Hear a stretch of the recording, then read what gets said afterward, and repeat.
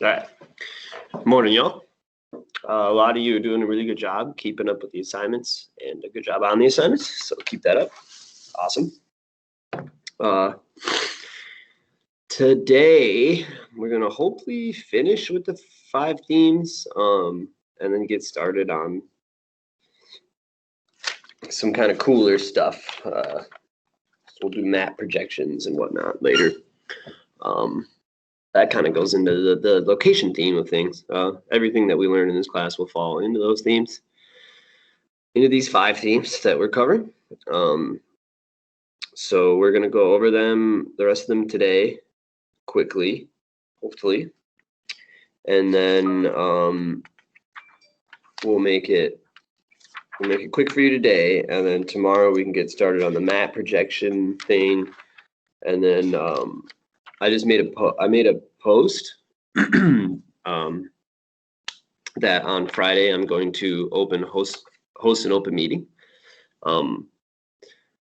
The point of that meeting will just be to provide you guys with any guidance or help that you require.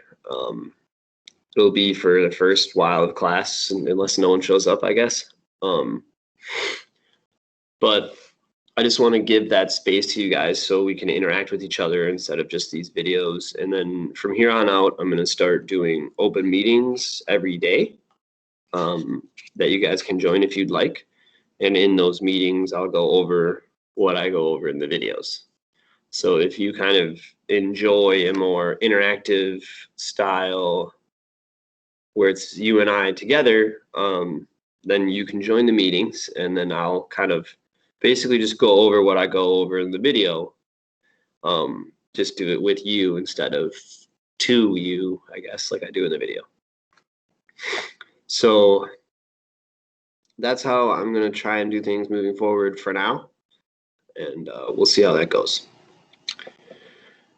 All right. So then we'll get to the old slideshow. I'm going to supplement this a little bit with the textbook I have, so you guys might hear me flipping through the pages. We found out last time how to do it on full screen mode. So initially we got through location. You guys remember the latitude lines go crossways because they're like climbing a ladder. The equator is on the ladder. It's a latitude line. It measures north to south. And then we have longitude lines. Longitude lines are up and down. They're long. They go the long way. If you walk across Africa the long way, you're taking longitude, the longitudinal way, north-south. And the prime meridian is the main line of that one. Measures east-west. So anyways, that's old news. We already covered that 2 days ago. Movement. We talked about how goods move, why they move, where they move, how they move, what is globalization. A lot of you guys nailed that one right on the head. Globalization is becoming interdependent on each other for our economy, culture, politics, socialization, and technology. You guys are living in the most globalized world ever before, where you can go to China and eat McDonald's. Or look at Pepsi ads in China. Or see a Pizza Hut in Europe. So today we're going to cover region. This in my slideshow I made it theme 3, but we're actually going to skip it and we're going to go theme 4 because place kind of builds into region. So we're going to do it a little bit backwards. So place, place is, what is it like? Is it crowded there? Is it an open space? Is there a lot of people? Is there not a lot of people in this place? How's the climate there? Is it warm? Is it cold? What languages do people speak? Do they speak English only? Like predominantly the United States, a lot of people speak English and maybe a little bit of Spanish. But if you go to like Nigeria, there's like 150 languages. So each place is, different in those ways, what languages they speak. every place on Earth has a distinct group of physical features.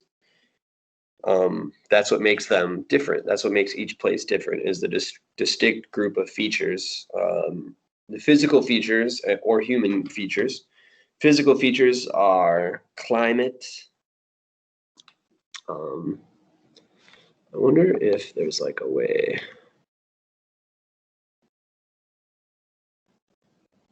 Where I can do notes. Let's see if we can do this notepads thing. We'll be learning together, guys. So class notebook. I think I set it up yesterday.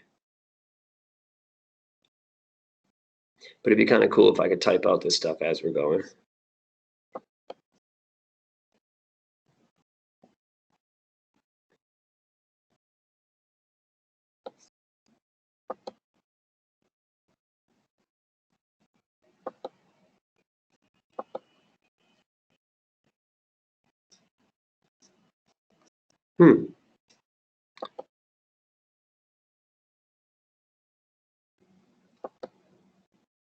So let's try this.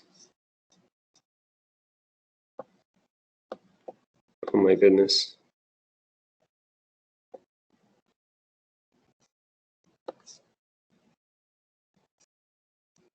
So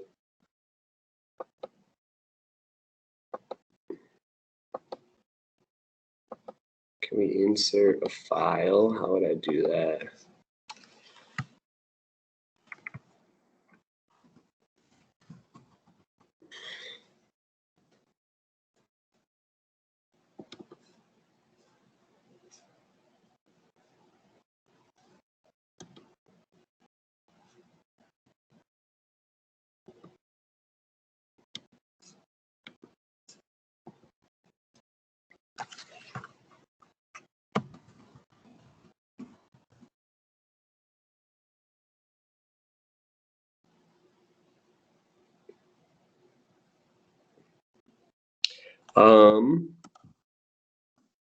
Characteristics of a place.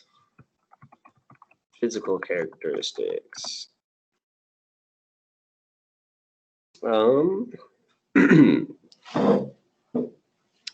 Let's see. Climate, landforms. That would be like mountains, canyons, hills, things of that nature. And bodies of water, lakes and rivers, and plant and animal life.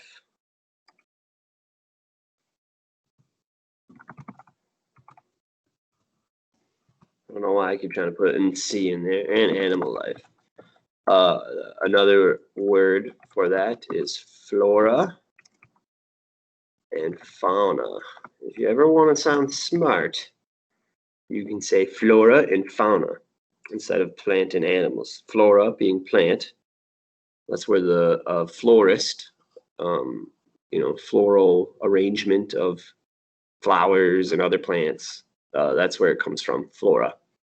That's the root word. And then fauna is for animal life. So if you guys ever want to be smart, you can say that. So those are physical characteristics of a place. We got human characteristics of a place. I wonder if I can make this bigger.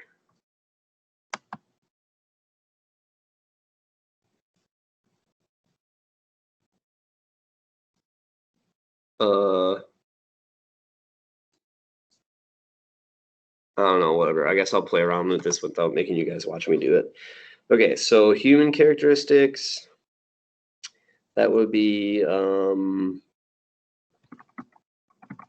features that humans have created, such as cities and towns, governments. So they create cities, towns, governments, like our government, and cultural traditions. Cultural traditions would be like running with the bulls in Spain. That's kind of a characteristic of Spain. You don't usually run with the bulls if you live in India, because in India, the Hindus wouldn't really tolerate treatment of bulls like that. Bulls are sacred to them. So, yep, characteristics of physical and human. I don't know if you guys will be able to see this stuff. I'm still trying to figure out that notebook thing. Seems kind of annoying to me. So here's some pictures. Whoops, let's do the full screen view.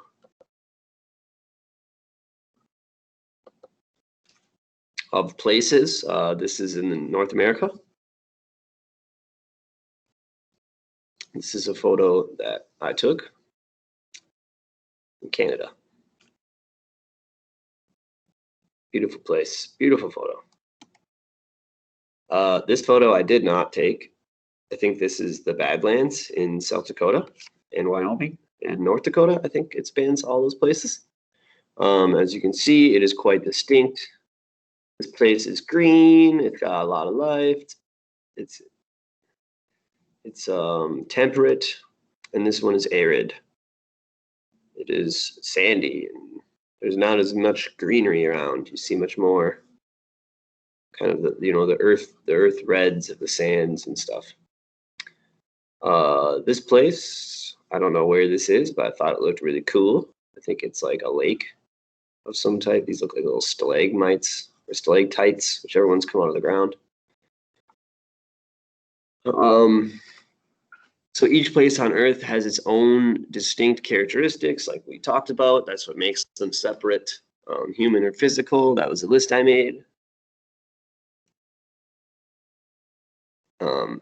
Mountains, all that kind of jazz. Here's some more cool pictures of places. So when you think of place, it's either a town, a city, a government, or a forest, a range, or something like that. So what's the difference between location and place? Location is the exact spot. A place describes that location. So a location would be in a place. So if the location were to be right in this area, that would be located in the place of South America. I'm not sure. I think that's Colombia and Argentina. And I think Peru is right here and Brazil. So I'm not exactly sure what that place is or that location is, but those are the places it's around. So now we'll go back.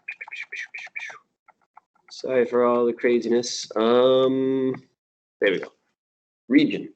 So geographers group places into regions. So one region is a conglomerate of many places.